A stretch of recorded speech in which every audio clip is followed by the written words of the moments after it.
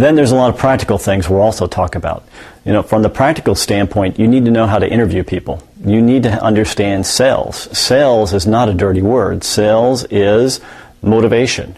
You're going to have a lot of difficulty with the population we talked about before. They're not highly motivated to start an exercise program, and unfortunately, once they start an exercise program, they're not highly motivated to keep going.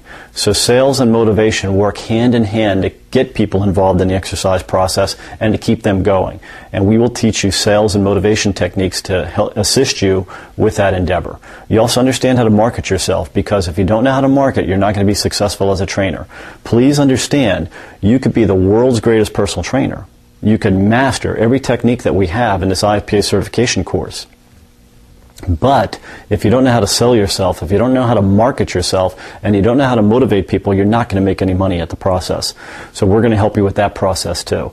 I am very disappointed every time I see these high-class salesmen that are out there that know nothing about personal trainer, but can continually get new clients and more clients in their book because they're great at marketing and great at sales. What I want for you is to be both. I want you to be successful as a trainer, and simultaneously I want you to be successful in sales and marketing so you can get a large book of clientele as quickly as possible. I want you to be able to do both. We'll talk to you about attention to detail. There's a lot of detail that we'll talk about that goes into personal training, and basically success is in those details.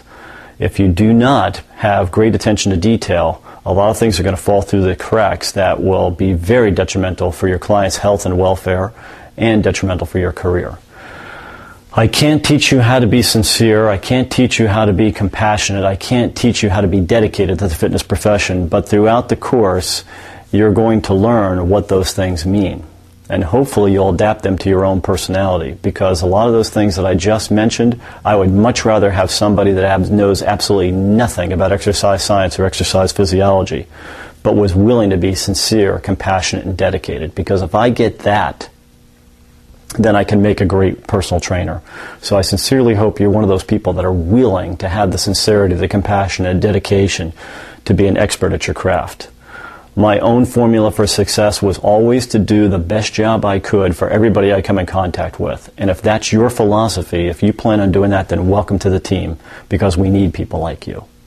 If money is the only thing you're interested in, then I hope that somewhere through this course I can convince you to change your mind, because I found that as long as I focused on doing the best job I could, the money took care of itself. And I've seen many, many trainers that their focus was just on the money, and their careers never took off. So it just seems to go hand in hand. You care about the job you do for everybody, and the money comes. If your only concern is money, then you're never really going to get going as a personal trainer. You're never going to be as successful as you could be. A lot of people get involved in the fitness because of their love for fitness. A lot of you have been training for a long period of time. You're very passionate about your own fitness programming. You know how good you feel because you're in shape. I've often told my clients, nothing tastes as good as lean and mean feels. And as soon as you can get them exercising and eating healthier, they feel so much better. That in itself is one of the things that gets people addicted to exercise, and I'd like to teach you how to do that. Let's see, some of the other basics that we want to cover in the course. We'll talk about communication skills and how to communicate effectively. We'll talk about teaching skills, how people learn. People learn through different methodologies.